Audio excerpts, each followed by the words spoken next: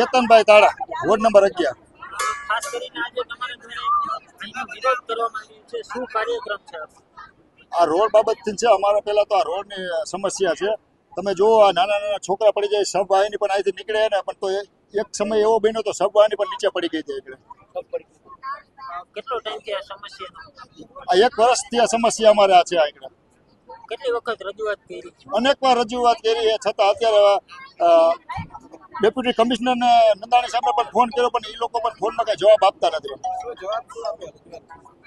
રજૂઆત એમ જ્યારે વસાવા સાહેબ રજૂઆત કરી હતી, એ લોકો એમ કે અમે કરી દેવું, પણ આની પહેલા અમને 15 તારીખનો ટાઈમ આપ્યો હતો, પણ હજી પણ 15 તારીખને બદલાય 25, 23, 24 તારીખ થઈ ગઈ, પણ હજી કોઈ એને કોઈ સમસ્યાનો ઉકેલ લાવ્યો નથી.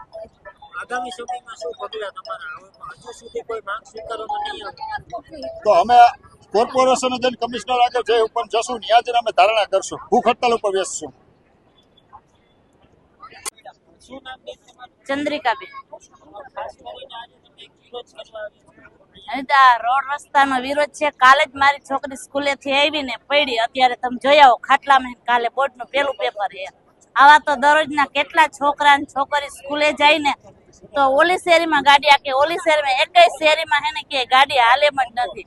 પેલા તો સ્કૂલ વાળા જ બિચારા એમ કરે કે આમાં ક્યાં જાવ, ક્લાસીસે જાય તો સરના ફોન આવે એમ કે લેટ છે, લેટ છે. લેટ જ થાય ને, અહીંથી નીકળ્યા હોય તો એવડો ટ્રાફિક ને આવા ખાડા, તો છોકરા કેવી રીતના નીકળી શકે?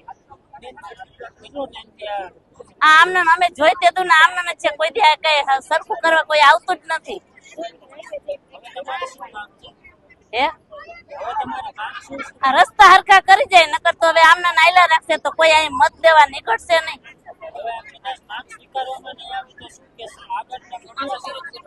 પાછા વિરોધ કરશો, અહીં કોઈ નીકળવા નહીં દે. ગમે એમ થાય તો અહીંથી આમને જો બેસી જાવ, પાછા ચાલુ જ રહેશે આમનો વિરોધ.